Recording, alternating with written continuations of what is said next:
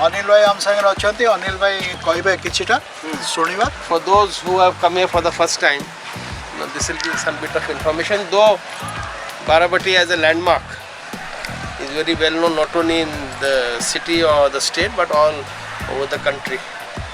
Now the difference between other forts and Barabati Fort, forts were usually built if you see over hills, as or sometimes on islands. But this is a fort which was built on the riverside on very clayey soil. Forts are very heavy things. You see all those stone blocks and all.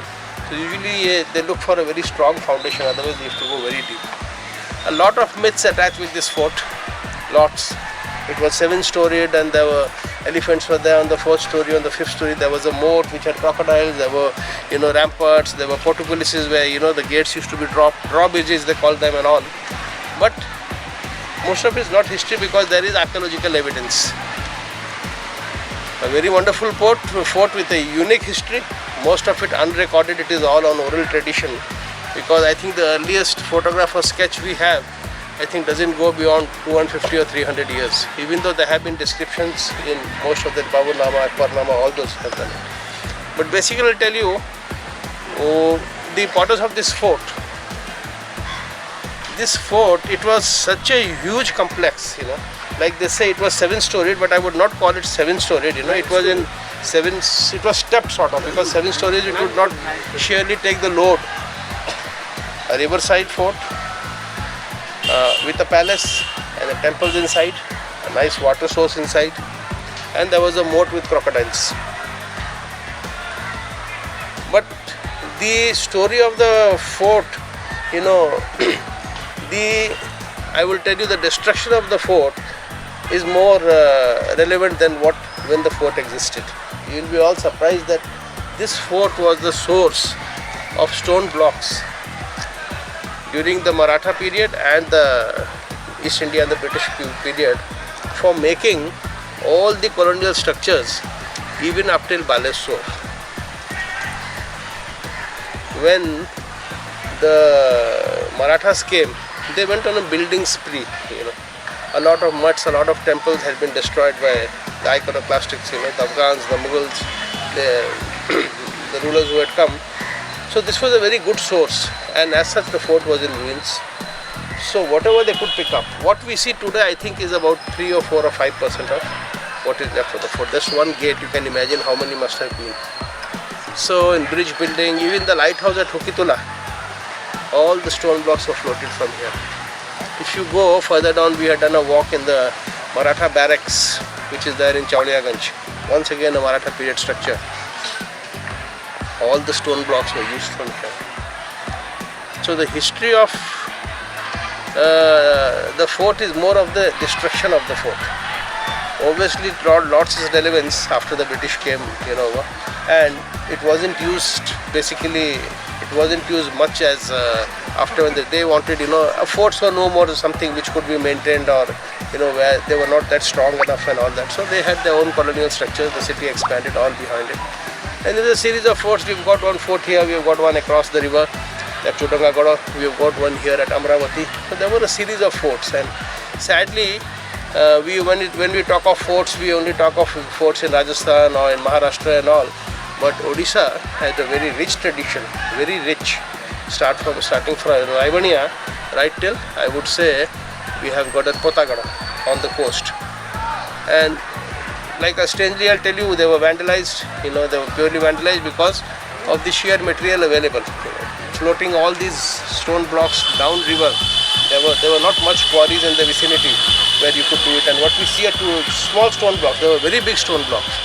Basically what I'll say, the history of the fort has not been written till today.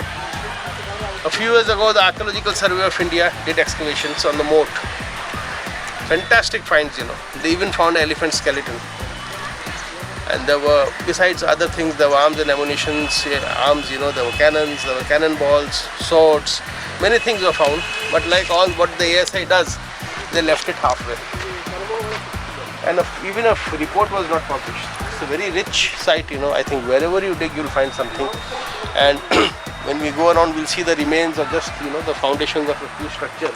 which once again are open to inference. It can be a temple, it could be anything. But you know, the sheer majesty of the fort, if you see, when we go up and see it, a person can, you know, somehow you can visualize it, what it must have been. You know, there were a few accounts. In fact, one of our members, Hitesh Bhai, he's an artist. You know, he had visualized and made a, you know, what it would have been. So basically, and the state's identity, in fact, after Konark, if there is a next monument which is, you know, attributed to Odisha, is the Barabati Fort. You know. So occupations by everybody, the Afghans, the Mughals, the Marathas, you know, the East India Company, and finally the British. And the kings of yore who had really built it. There were a series of them. A very, you know, very nice history, which through the endeavors of Cuttack Heritage Walks, I would say, what in the last 18 months, what CHW has done to popularize it all over the country, because our blogs are followed by money, has not been done in the last, I would say, since, you know, ASI or the state archaeology has taken it up. We have plans to pressurize the government to do proper excavations, to clean the moat. You know, the moat is still there. Clean the moat, and once we clean it, I'm sure other things will be found. And sadly, many of the good artifacts, you know, there were temples here, there were this thing, there were carved images, they were carried away. Most of them have been carried away to the British Museum and kept in the lockers, but they have been carried away to many other museums. There are about 36 museums in India where you will find artifacts displayed in the galleries, where it's written the find spot is Cuttack. Either Cuttack or even Barabati. So we have, you know, CHW has plans to pressurize the ASI and the Ministry of Culture that open an interpretative center and a museum. You know, having 5 in the Mathura Museum, 3 in the Calcutta Museum, 2 in the Bombay Museum makes no sense. You cannot even study it. So let us get our things back and let them be in one place. That is one of the effort. I told you the first effort was cleaning, publishing the archaeology, the excavation report, doing fresh excavations, and to a certain extent, ever since ASI has taken over, they are maintaining it, maintaining whatever little is left. Whatever little is left. It's not that we have much to maintain, you know. And they have put up that board also, you see. So they are really taking good care. So, you know, we can go into the academic aspect of the fort, who all occupied it and what were the years it was built and all. But still, a lot of it is in grey area. Not easy to build a fort on a clay soil, and all these were floated down. And the moat was made specifically to float it down. You know, it happened in Konark also, but in this river, it was on the floodplain. You know, whether it was a natural hillock or it was raised, we don't know. There have been many stories and not many, I will say many interpretations by historians, but a proper survey, a proper study has not been done. And basically what we want to say is, we want to give the rightful place in history to this fort, and through this fort to the city. Thank you.